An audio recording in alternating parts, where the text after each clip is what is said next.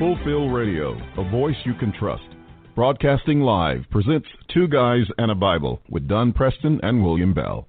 Join us each week at 7 p.m. Eastern, 6 p.m. Central as we bring you exciting, sound, challenging, and comforting messages regarding the end times. Thank you for tuning in today.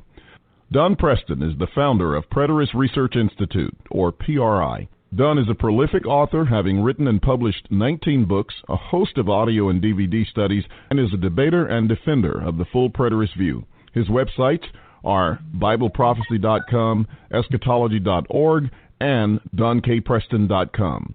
William Bell is the founder of AllThingsFulfilled.com Ministries and has a website bearing the same name, and has authored 3 books, audios, and DVDs. He has published hundreds of articles and recordings.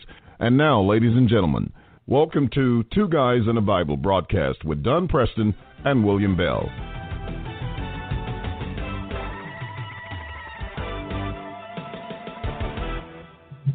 Good evening, ladies and gentlemen. Welcome to Two Guys and a Bible right here on Fulfill Radio, a voice you can trust. I am William Bell, and I am attempting to connect with my co-host, Dr. Don Preston.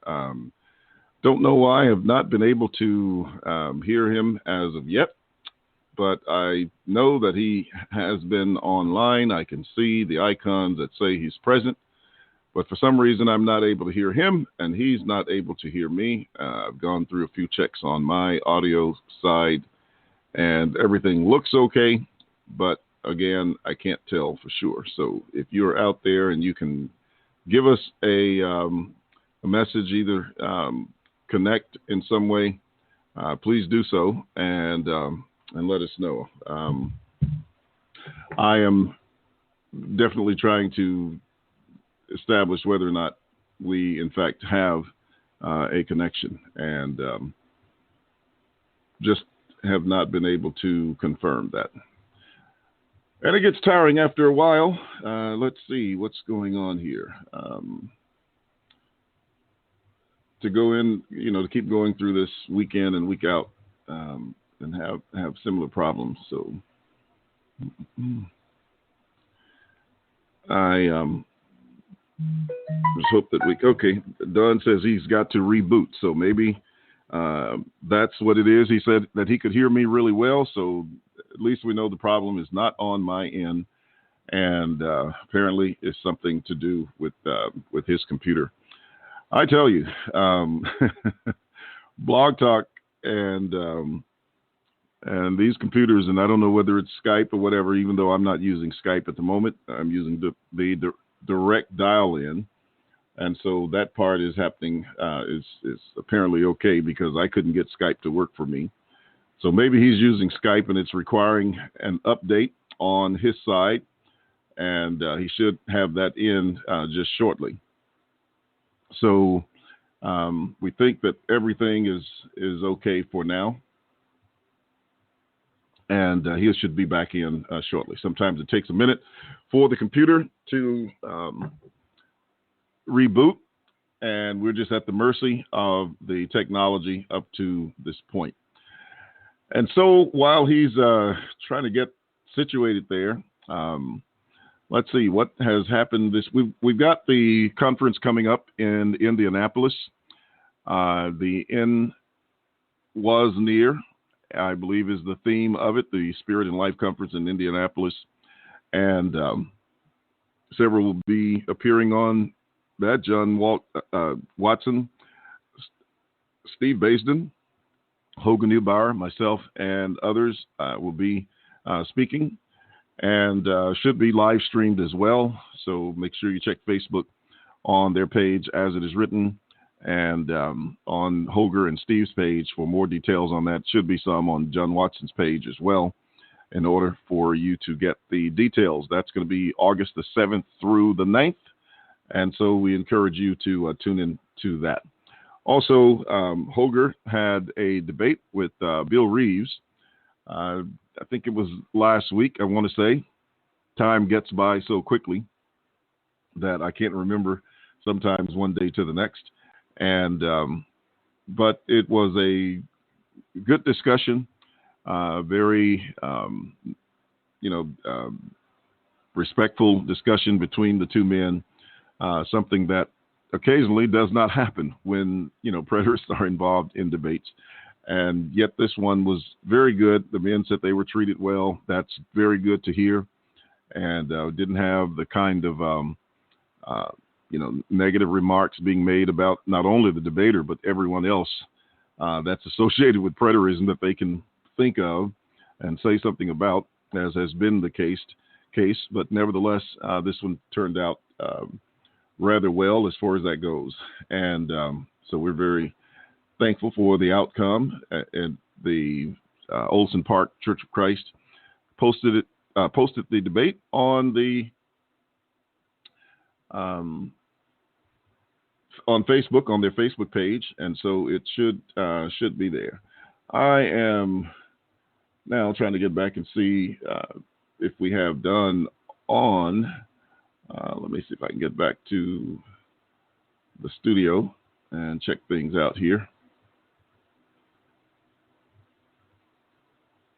Let's see, studio, and let's see if Don's signed back in. Okay, I don't see him in just yet, so maybe he's still trying to get that computer booted up, and hopefully he will be in just a few minutes.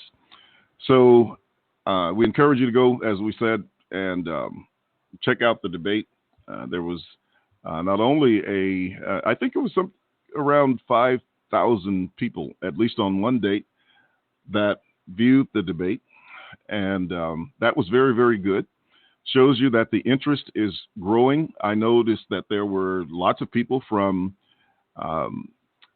countries outside of the United States that were listening to the debate as well. A lot of people in, it was quite a few people, I would say, in Ghana and West Africa, in Nigeria, Uganda, etc., who are listening. And that just tells you how the message is spreading.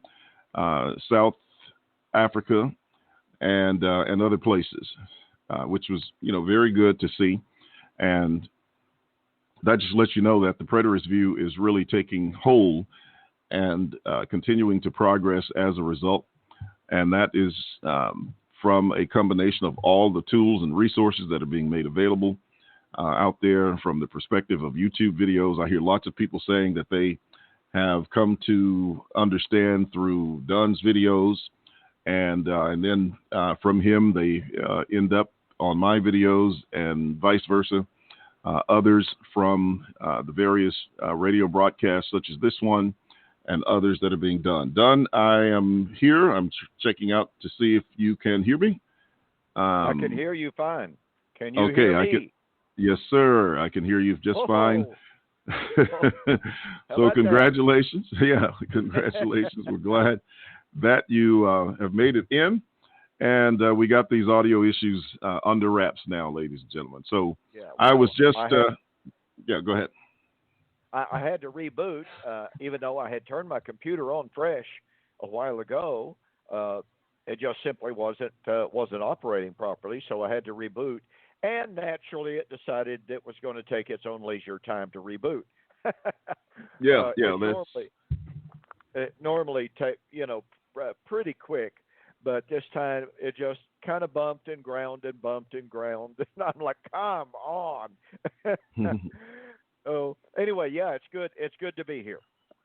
Yeah, well, they have a tendency to do that. Give us an update on Danelle, on your daughter. Yes. And how she's doing. Well, she, as you know, she did have to have an emergency appendectomy operation last night, and thankfully, her appendix was not ruptured. It was in awfully bad shape. However, it had leaked some, and that, of course, is really bad, serious stuff. And potentially because of the infection, her white blood count was, as a consequence of it, very, very high.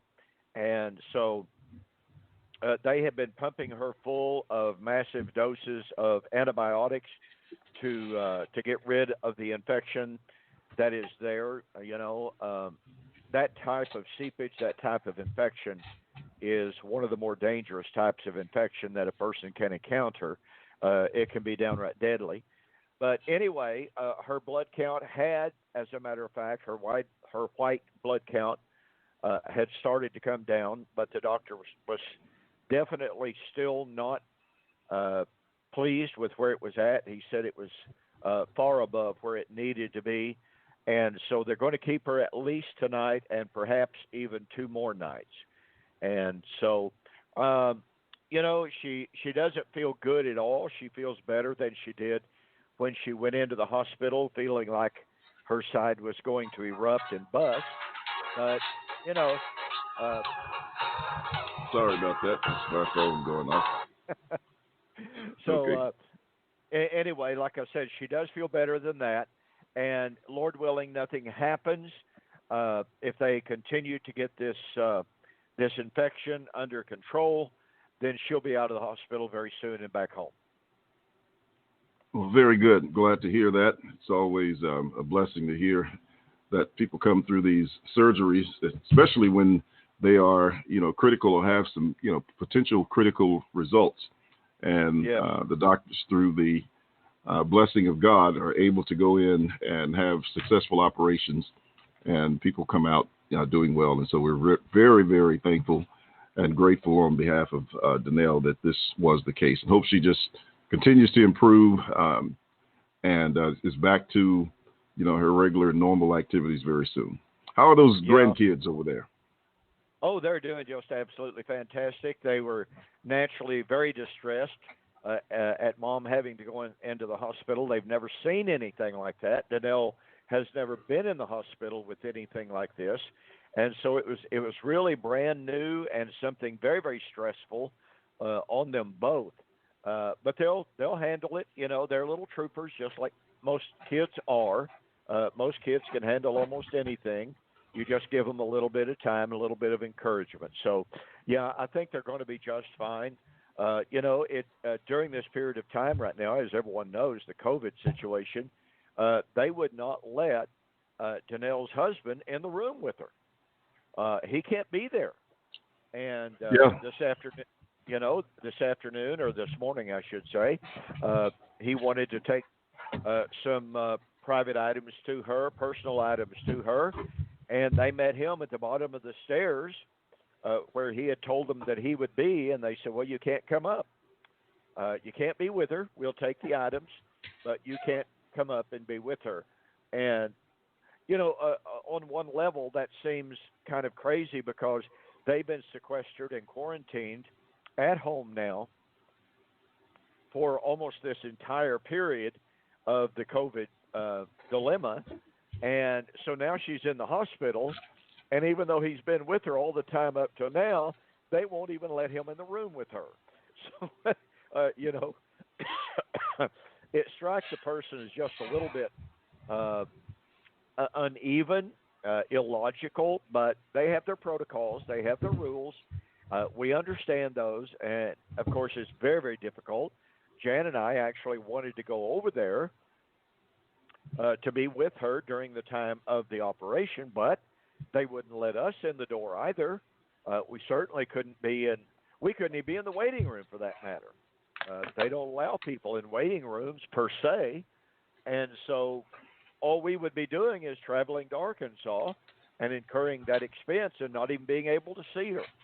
So we have both taken advantage of our phones, and we have done FaceTime with her. And I FaceTimed her this morning, and so when she came up on the screen, I said, "Hey, how's my baby girl?" And they had just given her a heavy dose of OxyContin, and she was like, "Hi." I'm not even sure she's going to remember that Daddy called from the way she looked and acted, but didn't get to visit with her very long. The dietitian came into the room, but I'll be calling her back, see how she's doing. But it is what it is. We just have to put up with things under the circumstances. We certainly would not want to risk taking COVID into her in her weakened condition. It would be very, very dangerous to do that, obviously. And so we'll sit here and we will do our FaceTime with her as we can, and as she feels like doing it. And do the best we can. That's all anyone can do right now. Well, it's good to know that, as I said, that she's doing better, and as you say, it's very good to and appropriate that precautions are taken to prevent any further complications with her recovery. So I know everyone can understand that.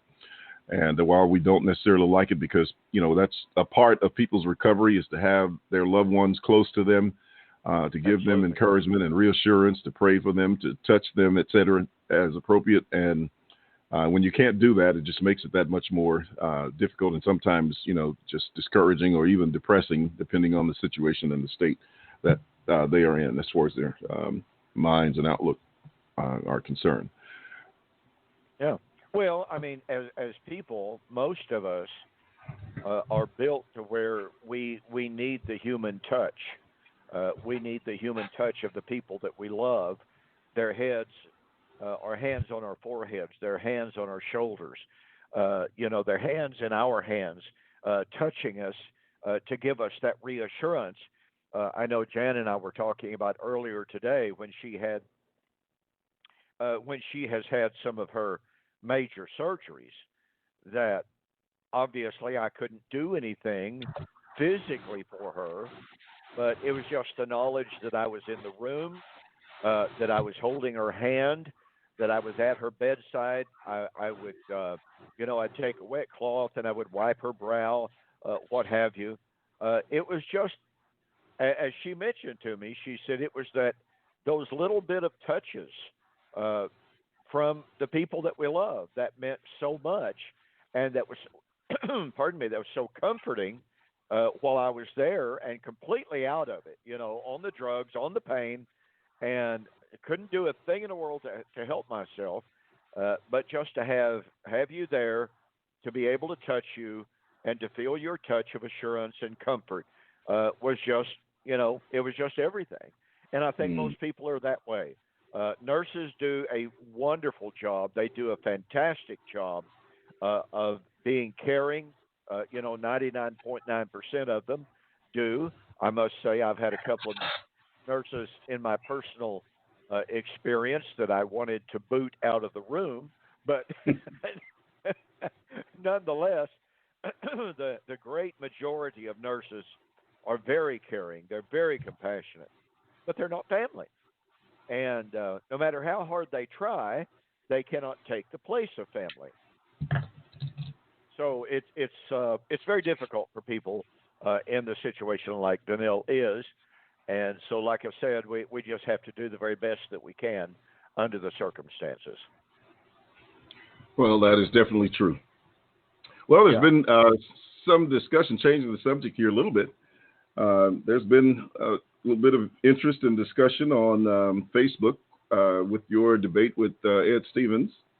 And so, how is that? Have you been able to monitor that anymore today? I know you've been busy and Yes, I have. involved a little bit.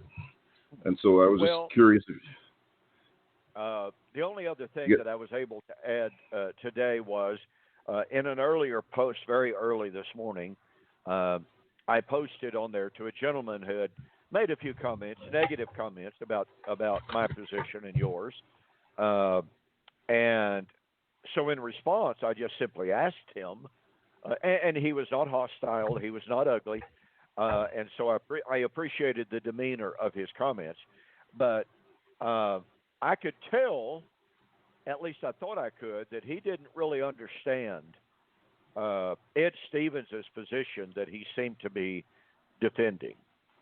And so I just asked him, I said, do I take it? And do I understand that you would agree with Ed Stevens' position that when Jesus said, if a man believes in me and keeps my commandments, he will never die, that Ed Stevens says that no longer applies to us, that applied only strictly and exclusively to the first century saints who did not die but rather were raptured. And obviously it shook the guy. So he had written back and said, can you document that for me? I'm not familiar with that. Well, I had it fully documented. And so what I did this afternoon. I haven't been back on, so I don't know if he's responded, but I copied and pasted Ed Stevens' comments that said precisely what I claimed they did, that Jesus' promise of never dying has nothing whatsoever to do with us today. It applied strictly, solely, and exclusively to the first century saints who followed the Lord in faith. They were the elect from his Reformed perspective. And as a result of that, they never died, but they were all raptured. Now, there are all sorts of problems with that, but the main problem or the main issue is that this gentleman obviously did not know that that was Ed Stevens' position. And so it pretty clearly came as a shock to him to know that that was Ed's position. But it'll be interesting to see what he has to say tomorrow, if he responds to that and tells me what he thinks, whether or not he agrees with Ed's position on that. So there have been some really good comments on that. You and I talked about some of them very much earlier in the day, when gentlemen presented some very logical comments and arguments that makes a person stop and think. So I did post that. I said that his comment was a very good presentation, and it was cause for further study and reflection on my part, and that I appreciated what he had to say. So there have been some good comments. Then there are other comments from individuals that, as you pointed out in some of your comments, these certain individuals just simply chimed in and said, well, obviously Ed is right. Ed's position is very clearly correct. And you pointed out that they didn't even bring forth what Ed's position was. So, yeah, we're yet waiting to see it. Yeah, we're waiting to see what Ed's position is. Therefore, how do they know Ed's position is right? I mean, that's kind of jumping the gun just a little bit. But of course, they're followers of Ed Stevens, and they know that he believes in a physical rapture of all of the first century faithful. Now, there are all sorts of problems with that, as I pointed out in my last affirmative. Ed hasn't presented his last negative, and so it's going to be interesting to see if he even addresses that subject. I dare say he won't. He has made a practice in all four of his negative presentations of essentially ignoring my arguments, admitting that he was not going to answer them, and calling my arguments, as I was sharing with you this morning. Here we are having a debate on the subject of the rapture. And so I have made one argument after another on the question of the rapture. And Ed Stevens has said those arguments are totally irrelevant, as he has called them branch and leaf arguments. And my response to that has been, and I've challenged him repeatedly, how could it be true that in a debate about the rapture, when I make arguments on the rapture, that my arguments on the rapture are irrelevant to the discussion of the rapture? But of course, Ed hasn't discussed the rapture in his negative presentations. All he has done is to change the subject, to call me a heretic, to, quote, poison the well, to use that term, by linking me with what he calls known heretics. He has not engaged in any kind of substantive response to my affirmative presentations. He has griped, he has complained, and said, well, your affirmative was really nothing but a negative. Well, as I pointed out, my affirmative proposition, which Ed Stevens proposed, or I should say agreed to, consented to, and approved, my proposition not only calls for me to define what the, quote, rapture, the gathering, was, but to show what it was not. And so during each one of my affirmatives, I have not only made affirmative arguments, I have shown the negative implications of that position. And yet there were about Ed and three other people on that preterist debate website or Facebook page who have said, well, Preston did nothing but go to the negative. Well, they pretty clearly had either not read the proposition, they did not understand the proposition, or they didn't care what the proposition was, and so they just wanted to accuse me of violating my proposition. But I didn't let that stand. I did not let that those negative comments stand without challenge. I challenged every one of them by pointing out what my proposition provided for me to do, and not one of them had any kind of response when I pointed out what my proposition actually provided for me to do. So, it's been very interesting to read the comments. A couple of different people made the claim that some of Ed's points that personally I considered to be some of his weaker points, and a couple of people said, oh, that's just a dynamite point, and Preston didn't even touch it. And I'm going, where's the power in that argument? Maybe I'm just too dense. Maybe I'm too dull. Maybe I'm too ignorant, but I fail to see the power of it. And then, of course, there were others who chimed in and who challenged Ed and said, now, Don made the following argument. I'd like to ask you the following questions for clarification. Number one, on why you did not answer Don Preston's questions and arguments. So here are my questions. And Ed Stevens wrote back and said, this is a critique of Don Preston's final affirmative. It is not a time for me to answer questions. So you need to go ask Don Preston those questions or save them until later.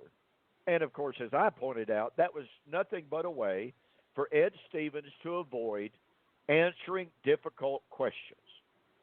Ed Stevens has a practice when he is confronted by people that do not agree with him. On this Facebook page, he deletes their posts, he blocks them from making any further comments, or he obfuscates and says, that is a question to be discussed later in the debate. We won't discuss it here. He has yet, not once, answered solid questions from someone that disagreed with him, who wanted clarification from him on some of the arguments that he made while in the negative. He just refuses to engage those people who ask really, really sharp, probative questions. And to me, that's very revealing. To me, when a man just absolutely refuses to engage in discussion on a Facebook page that says this page is dedicated for preterist debates and discussion, but he refuses to engage. Instead, he, as I mentioned, he blocks people, he deletes their comments, he deflects their questions, and he blows a lot of smoke. So that's kind of the status of that. I honestly believe that Ed has been doing nothing but delaying the debate. It took him well over 2 months to approve and to publish my final affirmative, even though my final affirmative was 98% a repeat of my third affirmative, which Ed had already approved and already posted. I only changed up a few very, very minor points. I even pointed them out to Ed, and yet it took him 2.5 months to publish my final affirmative. There's literally no excuse for that. It's nothing but procrastination. It's nothing but delay. It's nothing but obfuscation, perhaps hoping that the reading audience will forget the points.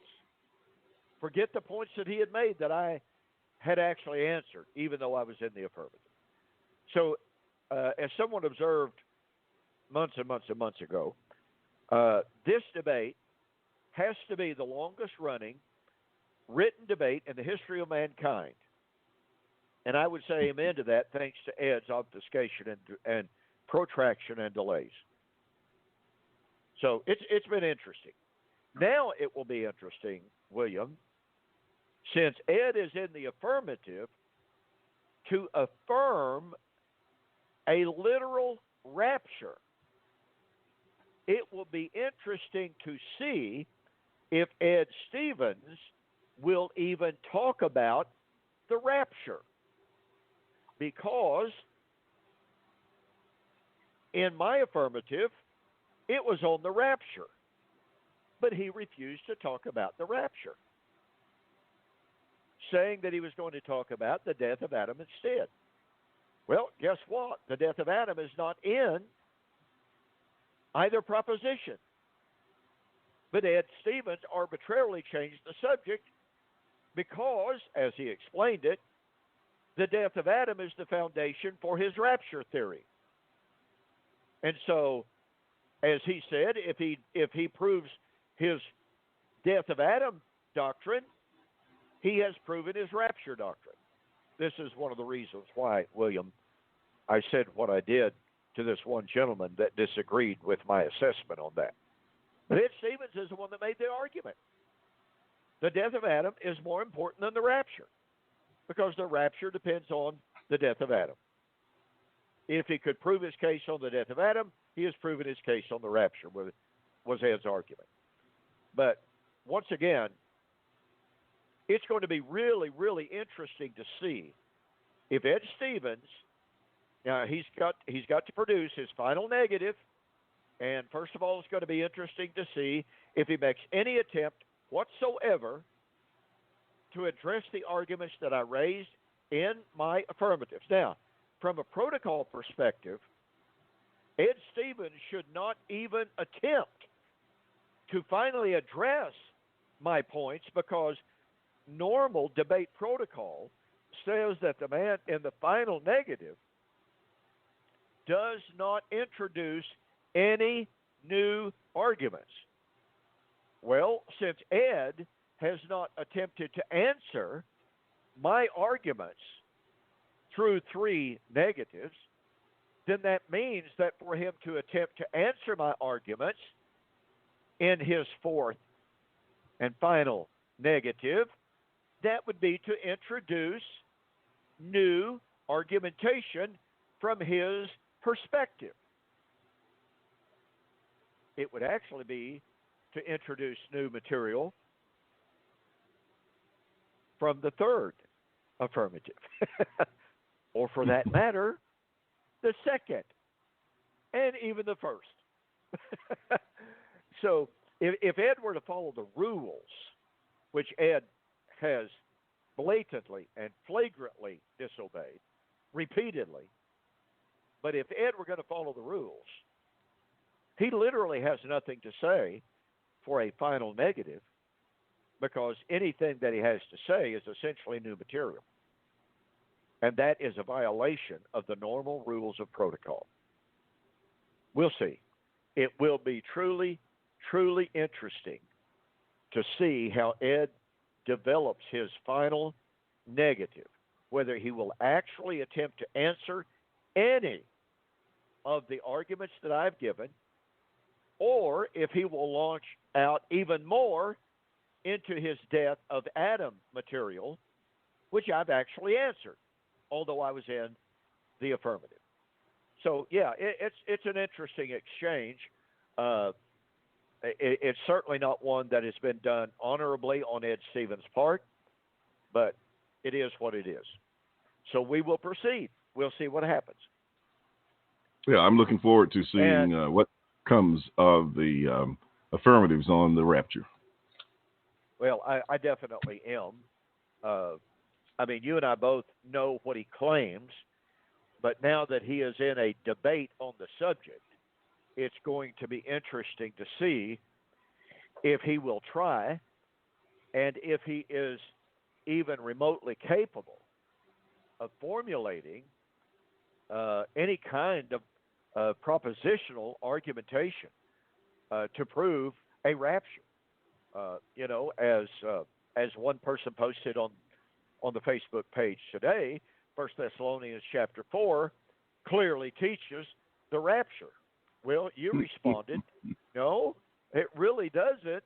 That's your take on it, but there's a totally different view of it. And of course, then I responded, and I asked the gentleman, I have no idea if he's ever responded. I asked him if he had read my arguments on First Thessalonians chapter 4. And in my book, We Shall Meet Him in the Air, The Wedding of the King of Kings, which, by the way, includes a very extensive response to Ed's rapture theory. And so it's going to be interesting to see if this fellow answers and tells me that he has or has not read my material, or if he just takes the position, well, Ed has said 1 Thessalonians 4 is about the rapture. Ed is right. Therefore, 1 Thessalonians chapter 4 is about the rapture. Now, here's what's interesting. Back to the debate. I made an argument on 1 and 2 Thessalonians, and then back to 1 Thessalonians chapter 4 about the true nature of the gathering in 1 Thessalonians chapter 4. I've made that argument 3 times now. And I pointed out that Ed Stevens claims to be the king of the rapture doctrine. He's the other than J. Stuart Russell, who proposed the idea back in the 19th century. Ed Stevens certainly is the modern champion of the rapture doctrine. And so here's the guy, as I've made note in my final negative, or a final affirmative, excuse me. Here's the guy that claims to be the champion of the rapture doctrine, the authority on this issue, and yet in a passage that supposedly is the ground, the foundation, and the heart of his doctrine, he has not so much as brought the passage up, even though I did, which should have given him the opportunity, which should have given him the incentive to say, well, Don made the following argument on Thessalonians, but Don is wrong, and here are the reasons why, so let me develop 1 Thessalonians chapter 4. Now, who knows? Who knows? Ed may have it in his plans to argue, as he did in a little booklet years ago, expectation demands a rapture, and the whole book was nothing but a presuppositional argument in which he argued, well, the Thessalonians expected to be caught up together with the Lord in the air. That demands a rapture. Their expectation was being caught away. Therefore, that expectation demands a rapture. Well, that argument assumes so much. It assumes that meeting the Lord in the air is some kind of a literal physical catching up. And that violates the actual Greek words, of the text, the Greek word apontesis and harpazo, especially when they're used together. And yet, here is Ed, once again to reiterate, here's the champion of the rapture doctrine.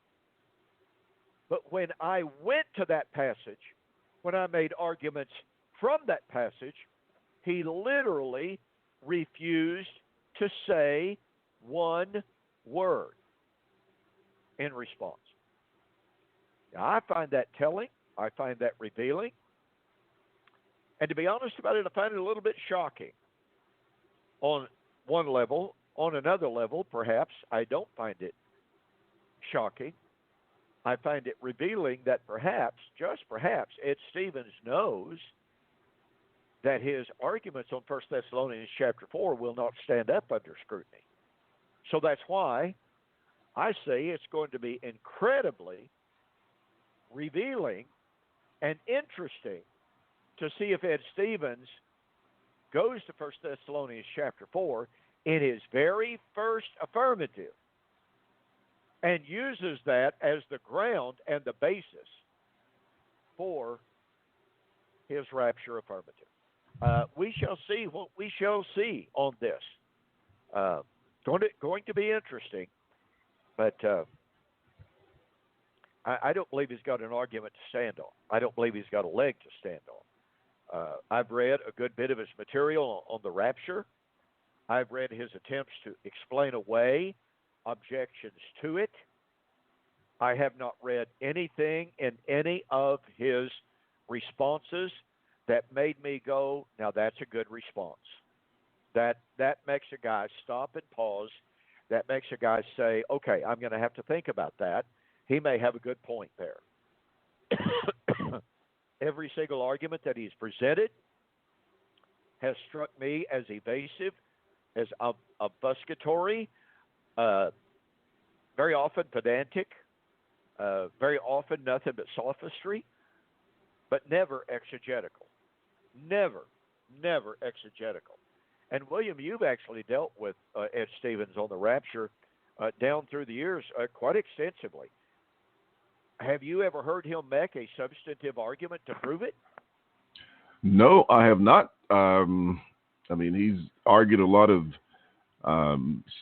basically what I would consider to be just subjective material based on opinions that he has about, what did occur or what didn't occur and what,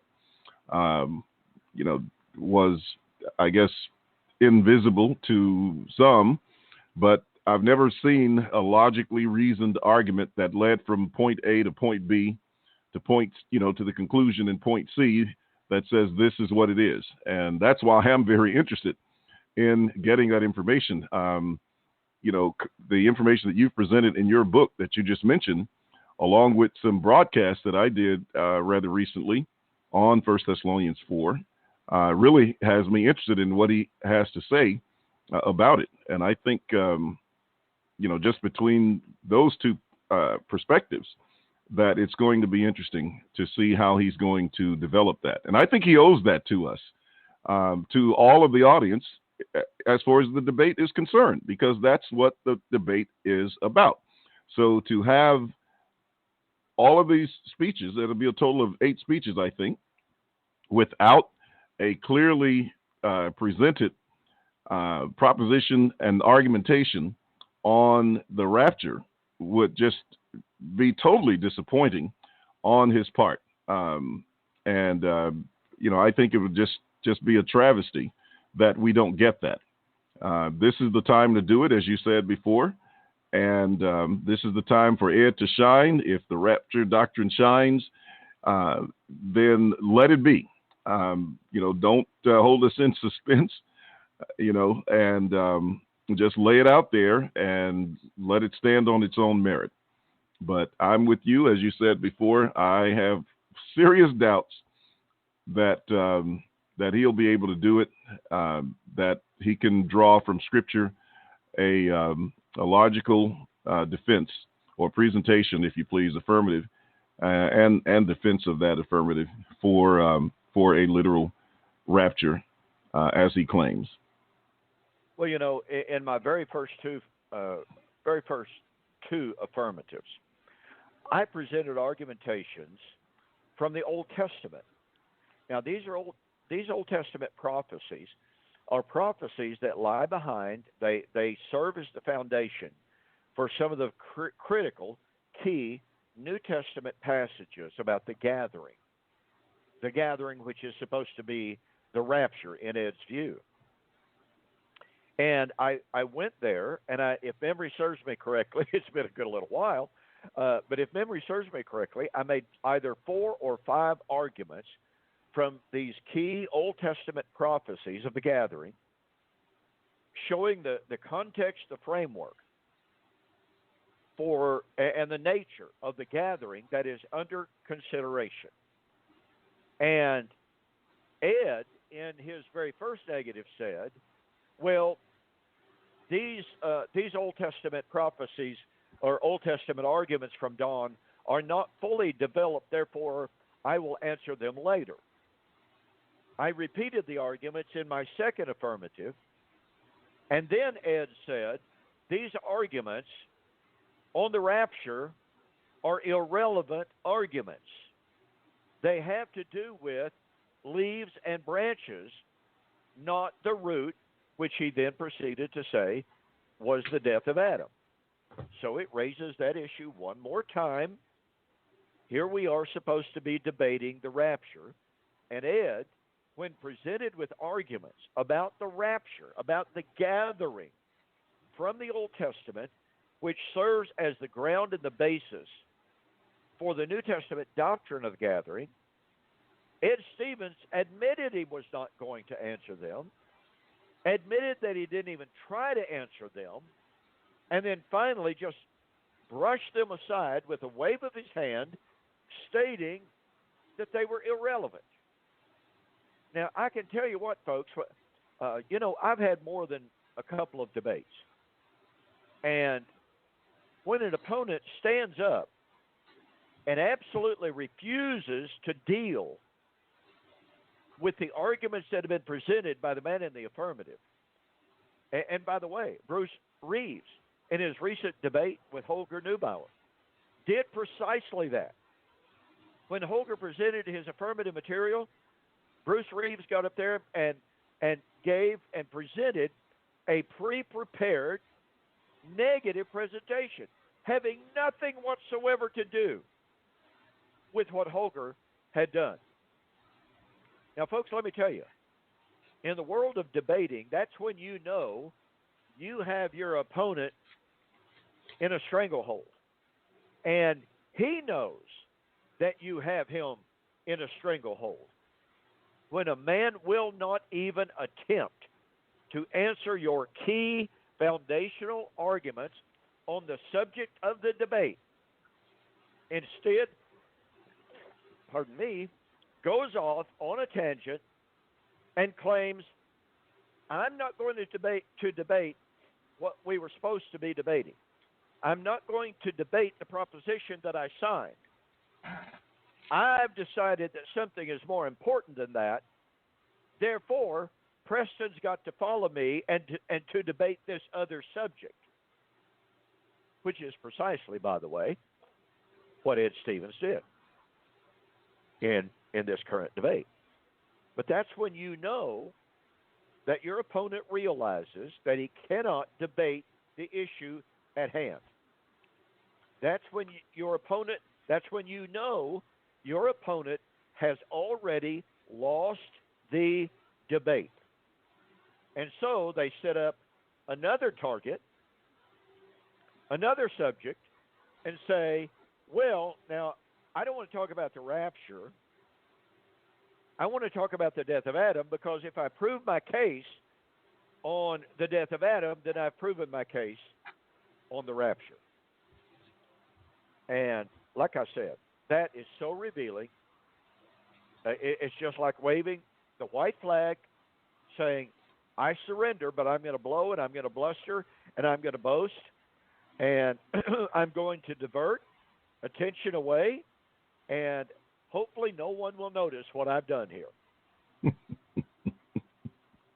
But I did notice, and I called everyone's attention to it over and over and over again about what Ed Stevens had done. And I'm going to keep calling their attention to it, especially if we get into the time and spot where Ed Stevens is supposed to be affirming the rapture, and if and when he refuses to affirm the rapture, then I am going to make sure everyone knows what Ed Stevens is doing. He's breaking his word. He's violating the rules. And there's no excuse for that. And he can talk about, the death of Adam is more important. We didn't sign a proposition to debate the death of Adam, although I've indulged him in that, because, yes, it's an important subject, as I said from the very beginning. But when we enter into the proposition about him affirming the rapture, I'm going to hold his feet to the fire. He's had his chance. He's made his case for the death of Adam. Now it's time for him to debate the rapture. That's my game plan. Well, as I said, it'll be interesting to see. I'm looking forward to it. So I hope that that it materializes, and I know everyone else would appreciate it as well. Because if that's what the text teaches, then we have the right to know. Inquiring minds want to know. Um, Absolutely. but Well, we'll see how it goes. here we are. William, we've taken up almost the entire program tonight discussing that. So, why don't you share with us some of the things going on in your world right now? Well, I don't know what too much is going on. I'm headed to Indianapolis on Thursday or Friday, one of those days this week. Anyway, I'll have to check my schedule. But you know how that goes. Oh, I know. And so I'm looking forward to that. I can rest. You can rest assured, Leora knows when it's happening. I started to say, just ask Leora; she'll get you straight. Yeah, and we'll give you the time, dates, and everything. Exactly. So that's going on. The other is I'm working on some books. I hope that I ever get them. That I will get them finished at some point. But nothing huge or anything, but just some things that I think we need clarity on. Sometimes, I try to find these little areas where if put some clarity out there on these little minor points, or I wouldn't say that they're minor. They're just, what appears to be gaps in the minds of others, and touch on those where people can, read them and have a more comprehensive view of them, and I think will help. So just some smaller things that's going on, but that's what I'm working on now. And other than that, just teaching on the regular broadcast. That keeps me busy enough in terms of the Sunday morning broadcast, the morning services, etc. And holding a few Bible classes with people as they come to an understanding, and they have these questions that they can't get answered because they're in isolated places. Maybe it's just one or two people, and they're just starving for fellowship in some cases. And so Amen. to be able to have an opportunity to reach out to them in ways that we can when we have the time has been helpful and very encouraging to them, as well as enlightening for me as well. So it's always good to be able to do that. And you make friends along the way, give people a bit of confidence and assurance so that, they don't feel alone. They know that there's somewhere to go, and then you answer. And most of the time, the questions that they have, while they seem to be huge issues for them at the time, because you got to understand, as you know, they're just learning in many cases, and so many of these points that we have gone over for years, they have not encountered and may not know exactly how to approach some of them. And it's not to say I know all of the ways to do it, but I mean, I have been exposed to this, quite some time. And so there are things that, you even realize that there's a whole new way of approaching it, even as I'm studying Second Peter. And I mean, how many times have we gone over Second Peter 3, right? In terms of, you've written a book on it years ago. You've expanded that book. And I did video lessons on it on YouTube, and it comes up in almost every discussion. And yet the approach that I'm taking in this study is a different approach than I've taken before. And yet I think one that hopefully will add a bit of value in terms of how it's going to be approached. So being able to just bring that kind of experience to people who are learning for the first time, to give them that edge, helps them tremendously. And helps you to see where you need to, address things. And that's good. I'm excited about the communications I'm having with, people in West Africa, in Nigeria, and Ghana. And of course, now some new places, as you know, in Uganda and other places, Kenya, et cetera. And that's very encouraging to see that this is taking place. Brazil and other places like that. Someone, wrote to me the other day from Sunday morning from South Africa and says, "Yeah, I'm listening from South Africa," and That's cool. so yeah, so that's good. And I know, it's not the first time we've had, people from South Africa listening, but that's really exciting to see that, people are plugging in and that this message is really growing. Um, that's just very encouraging. And, just recently we had the presentation in with those guys from Jakarta, Indonesia. So Yes. that was good as well. And of course, India continues to make strides. You've got Brother Hannock, who attends Bible classes and services with us now via the Zoom app. And he's, got the preaching school over there that continues to thrive. And so that's very, very encouraging to hear about that. So I'm kind of involved in these things, one way or the other, a little bit here, a little bit there, dabble a little bit here and there, and enough to keep me going and to keep me very, very busy. Uh, uh, and there are times when I just get overwhelmed with all of this because it's so much. I was listening to Paul told me the other day. Paul.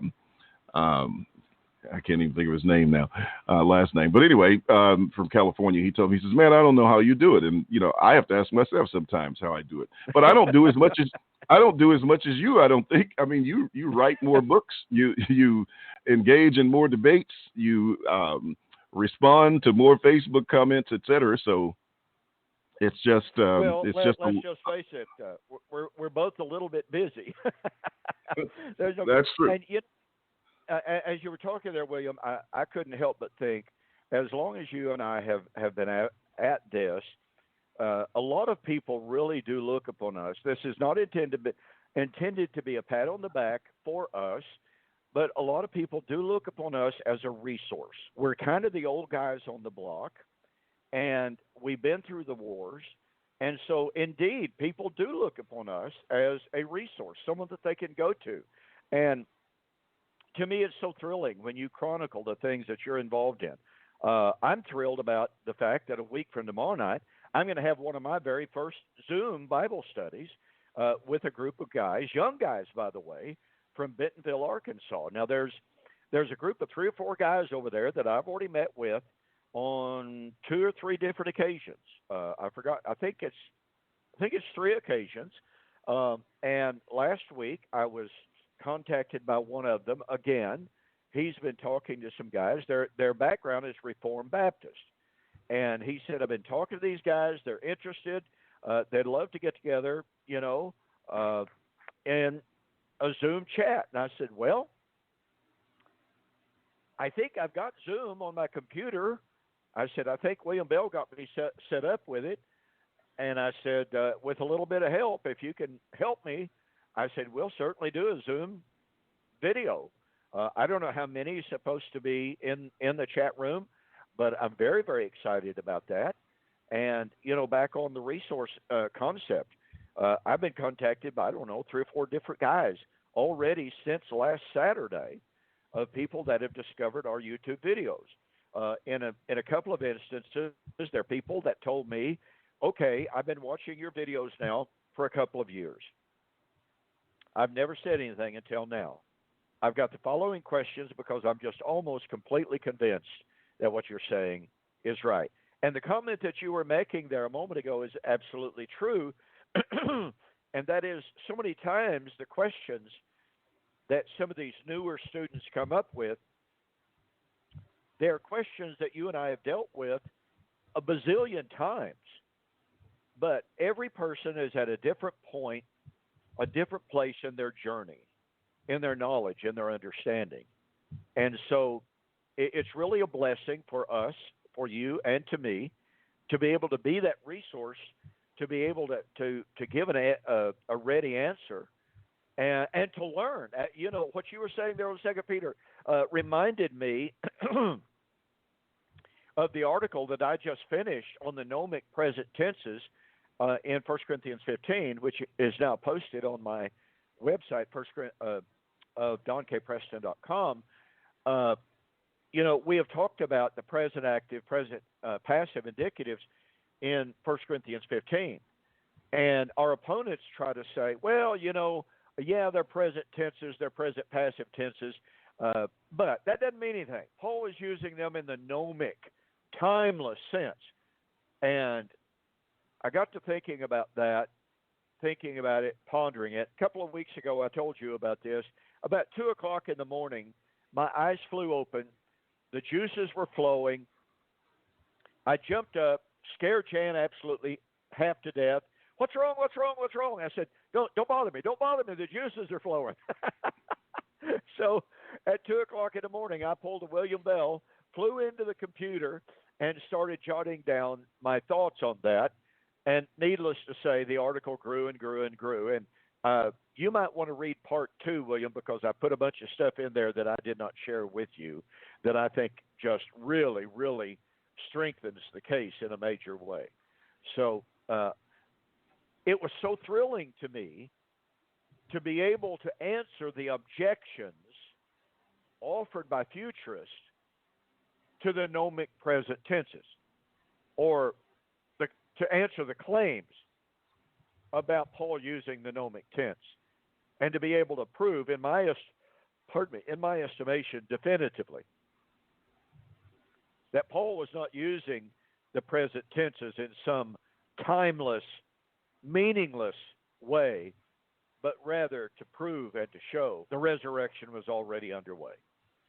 And with that, ladies and gentlemen, we are absolutely out of time. William, great to be with you. Enjoyed the program tonight, discussing just different things. Ladies and gentlemen, with that, I'm going to say good night and God bless. All right, enjoyed being with you as well, Don, and as always. Thank you for joining the Two Guys in a Bible radio broadcast. On behalf of Don Preston and myself, we'd like to say have a very pleasant day, and may God bless. Until next time, we'll see you on Fulfill Radio, a voice you can trust.